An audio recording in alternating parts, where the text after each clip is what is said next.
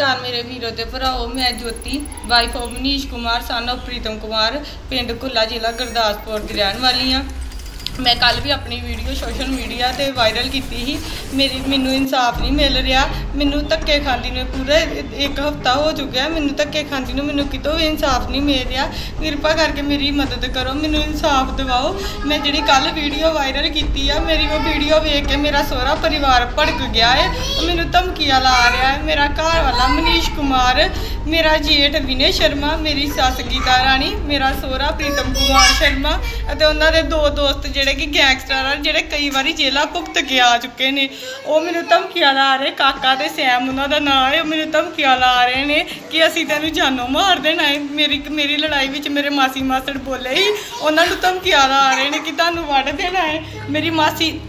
मेरी मासी के मुंडे कह रहे हैं कि तेन वढ़ देना है। मैं तो मेरा बच्चा ही पूरा 2-3 हफ्ते हो चुके हैं रोलते धक्के खाते।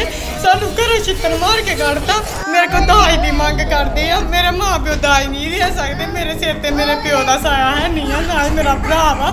मेरी माँ गरीबनी है, डिप्रैशन की मरीज है। वो मैंने कोई दाज दहेज नहीं दे सकती। मेरी मासी है, मेरी जो भी करती है मेरी मासी करती। मेरा टाका लाया मेरी मासी मासड़ ने लाया। जो मेरे ब्याह जो भी खर्चा किया मेरे मासी मासड़ ने किया। मेरे ना माँ प्यो वांगू रहते एक हिसाब से मेरे माँ प्यो ही आ। वो मेरी जे कोई भी गल च बोलन तो उन्होंने वड्डन टुकन तक आ जाता। मेरी मासी के दातर मारे, मेरे मासड़ के दातर मारे। उन्होंने हथों पाई करके गया, चंगा लड़ घोल के गया, तभी साड़ी कितने भी कोई सुनवाई नहीं हुई।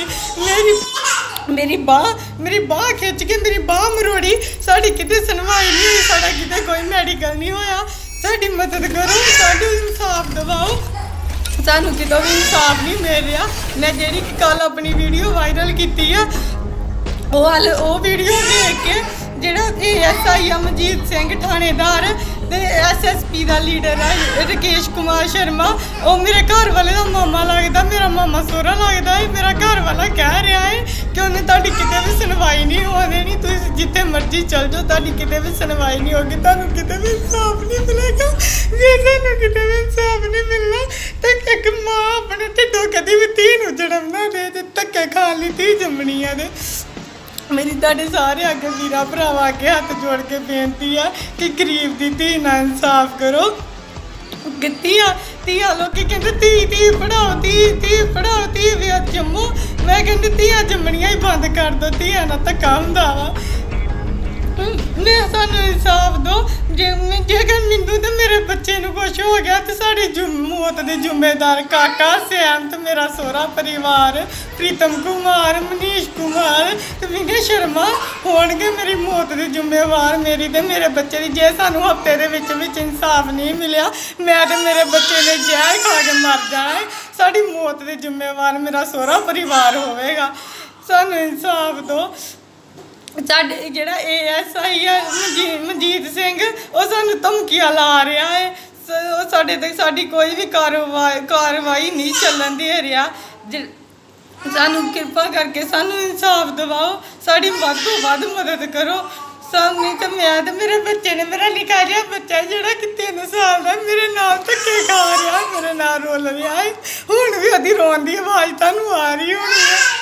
सानू वध तो वध इंसाफ दिवाओ, साड़ी मदद करो, नहीं तो जहर खा के मर जाना। साड़ी मौत के जिम्मेवार मेरा सोहरा परिवार, मेरी सस, मेरा सोहरा, मेरा जेठ, काका सैम, ASI मजीत सिंह थाने, ASI मजीत सिंह थानेदार ते SSP का लीडर राकेश कुमार शर्मा होणगे।